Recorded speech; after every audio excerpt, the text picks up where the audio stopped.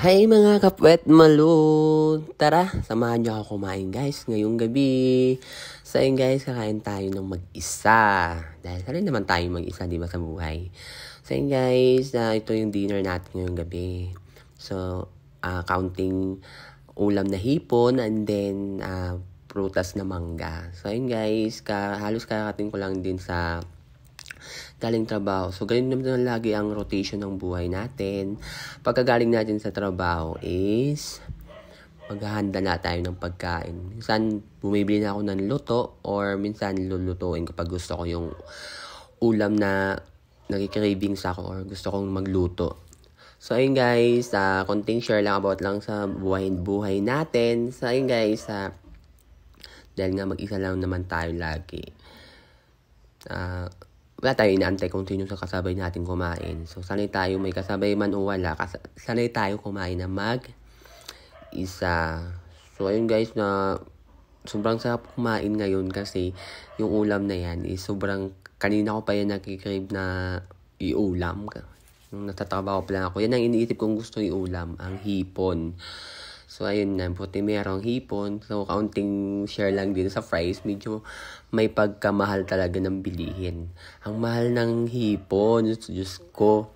Siguro nasa yung 1/4 niya, nasa 120 yung 1/4. 1/4 lang yung guys ha. So, grabe diba?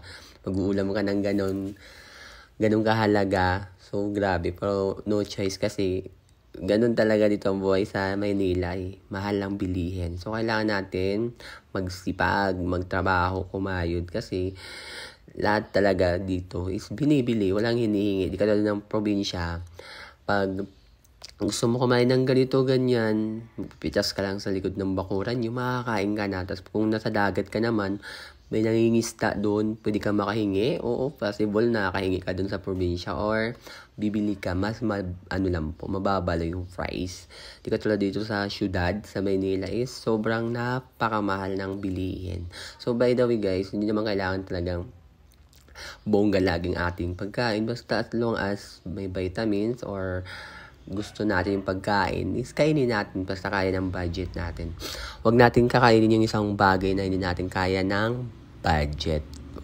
Tsaka marami naman ngayon may ulam na kahit paano iswak pa rin sa ating budget. Is tamang lang talaga, tipid, tamang diskarte sa pamamalengke, especially sa mga nanay, di ba, na mahilig mamalengke.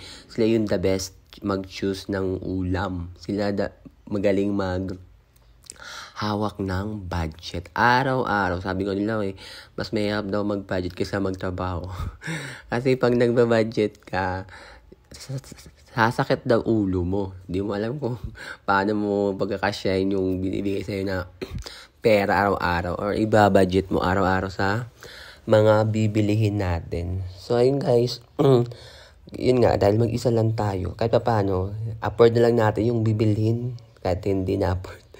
So, kasi kailangan paborito naman natin yung kakainin. So, wag tayo magtipid para sa sarili. Kainin natin kasi nagtatrabaho tayo para sa mga expenses natin. Yan. Di ba? Katulad niyan, ang dami natin ginakain. Kasi nga, paborito yung ulam. So, yun guys. Ako guys, sali naman ako mag-isa. Almost ilang taon na ako mag-isa. Ilang taon na ako kumakain na mag-isa lang. So, kung may dumating sa buhay, goods. Pag walang dumating, goods. Isali naman tayo mag-isa. Pag may dumating, bonus yon. So, mas the best kasi may kasama ka na, di ba? At paano may makakwentuhan ka na, marami ka nang masishare about sa'yo at sa kanya pag may dumating sa'yo. Dapat open ka doon. Tapos, syempre, pag may dumating sa buhay mo, kaibigan man yan or karelasyon, so, siyempre mag-invest ka doon ng feelings, nag-invest ka ng kung ano-anong bagay, guys.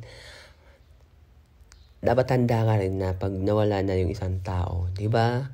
Kasi pag nawala na yung isang tao, hindi na natin yung mapipilit eh. Hindi natin mapiplease yun na mag-stay.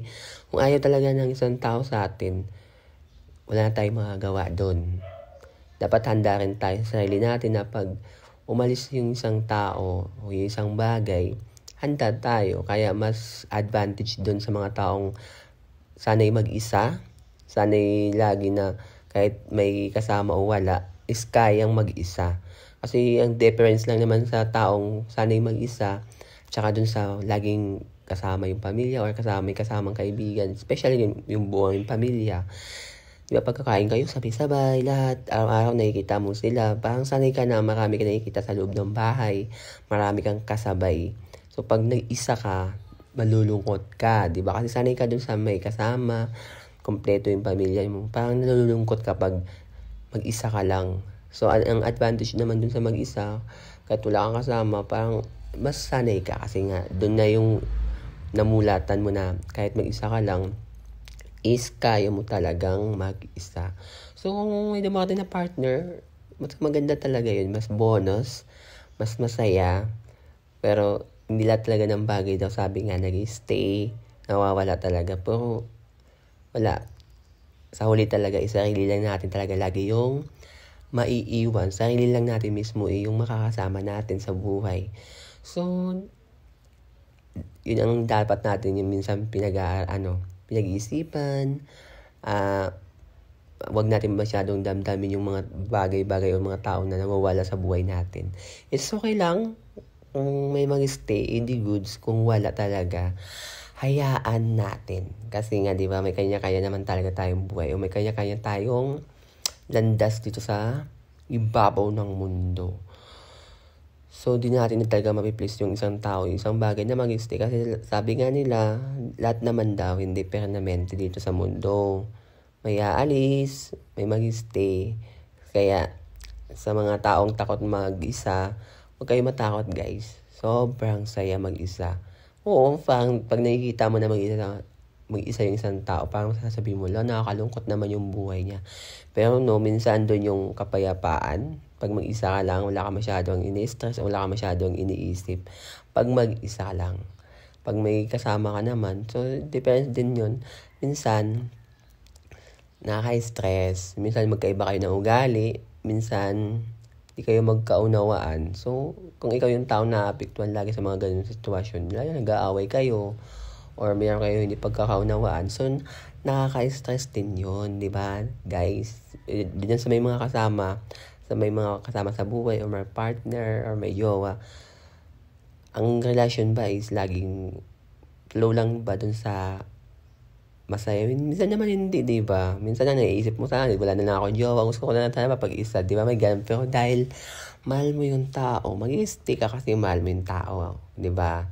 Ayaw makapanakit, ayaw mo din masaktan, kaya mag-i-stay ka muna hanggat kaya mo pang isalba yung relasyon nyo, hanggat kaya mo pang ayusin yung sa inyong dalawa, gagawa ka ng paraan para maging okay ulit kayo, or maging stay pa rin kayo sa isa't isa. So, pag hindi naman na kaya, yun, pag-usapan nyo, mag-usap. Tapos pag pwede na i-let go yung isa't isa, di bitaw na pag hindi na alam mo na hindi na healthy yung relasyon. So, ganun lang naman, mag-usap kayo para as long as may closure, para mas maganda yung pag-iwalay. Para pag mag-isa ka na, wala ka nang pagsisisihan, wala ka nang doubt doon sa iniwan mong tao na, nandun sa part na sobrang mahal mo. Siyempre, kung naging kayo, maiksi man na araw yan, okay, 2 weeks lang kayo, 1 week lang kayo, or isang buwan, isang taon, pag nagmahal ka, totoong mahal yan. Pag iniwan ka isang tao, siyempre masasaktan ka. Hindi ganun kabilis mag-let go ng feelings dun sa tao. Andun pa rin. So, kahit nakita ka niya nagpo-post na masaya, akala mo na hindi mo na siyang naaalala. No, naaalala mo yung tao.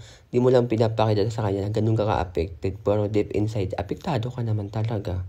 So, ganun yung guys, yung taong nagmamahal, yung sanay na dun sa may kasama. Yun guys. Pero, kalaunan naman, naman natin sa sarili na ganon. Lalo na pag mag-isa tayo, ang dami nating may iisip about doon sa mga buhay-buhay natin. Na ganon pala, no? Na di naman pala malungkot pag mag-isa. So, kailangan mo lang talagang tanggapin na ganon. Na minsan, mas masaya mag-isa.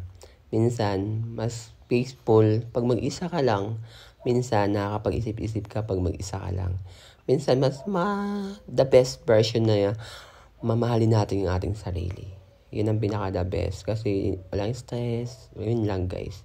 Masaya. So, ayun. See you on next my video. Love you guys. Babush! Yun lang. See you on my next video. I love you all.